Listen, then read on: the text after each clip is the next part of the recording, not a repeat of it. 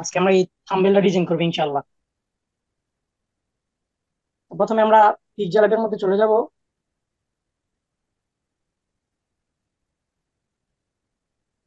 Pixel ল্যাবের মধ্যে গিয়ে সবাই থাম্বনেলের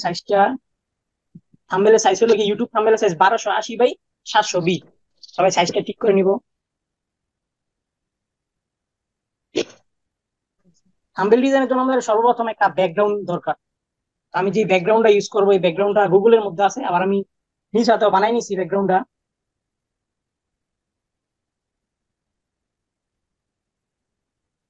সবাই ব্যাকগ্রাউন্ডটা গুগলের মধ্যে সার্চ দিলে পাইলে এক একজন এক এক ব্যাকগ্রাউন্ড ইউজ করতে পারেন, সমস্যা নেই, কারণ এক এক থাম্বনেল তো এক এক রকম।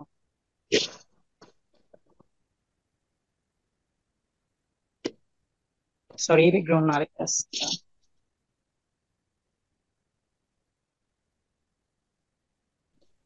অটোমেটিকলি মানে ব্যাকগ্রাউন্ড চেঞ্জ হয়ে যাবে, ব্যাকগ্রাউন্ড রিমুভ হয়ে যাবে, সরি ব্যাকগ্রাউন্ড রিমুভ হয়ে যাবে।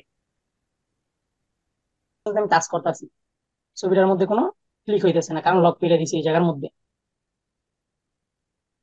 তো তারপর আমরা কি নাম দিব, ফন্টটা চেঞ্জ করে দেবো। একটু দিয়ে স্ক্রল করলে এই জায়গায় ফন্ট আছে, টিভি দেওয়া ফ্রন্ট, ফ্রন্টের মধ্যে ক্লিক করব। তারপর এখানে যেই ফন্টটা ছবির সাথে মানায় বা থাম্বেলের সাথে, আমরা অন্যান্য তো থাম্বেল বানাবো, এই একই ফ্রন্ট যদি সব থাম্বেলের মধ্যে দিই তাহলে কিন্তু মানাইবো না। এক এক থাম্বেলের জন্য এক এক রকম ফন্ট ইউজ করলে মানে থাম্বেলটার জন্য দেখতে সুন্দর দেখা যায়।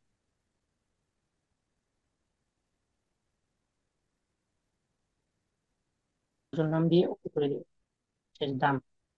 তারপরে থ্রি ডট মেনুর মধ্যে ক্লিক করবো, ক্লিক করার পরে ওপেন পিএলপি ফাইল, এর মধ্যে ক্লিক করে দেখেন একবার গজল করে মধ্যে এসে পড়ছে, ঠিক আছে? এর মধ্যে ক্লিক করে এসে পড়বো, দেখাইতেছি। তো আগে ছবিটা সেভ করে নিই। সেভ এস ইমেজ, ইমেজের মধ্যে কাস্টম, কাস্টম লেখা আছে জেপিজি, নো ট্রান্সপারেন্সি।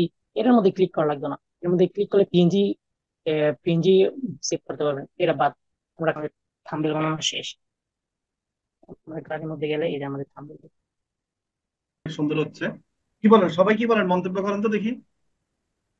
জি স্যার, অনেক সুন্দর হচ্ছে। অনেক সুন্দর অসাধারণ হয়েছে না? কথাই। দেখেন এটা অনেক হচ্ছে যে সুন্দর হয়েছে, প্রত্যেকটা খুব সুন্দর ওনার হয়েছে। ডিজাইন সেন্সটা খুব ভালো।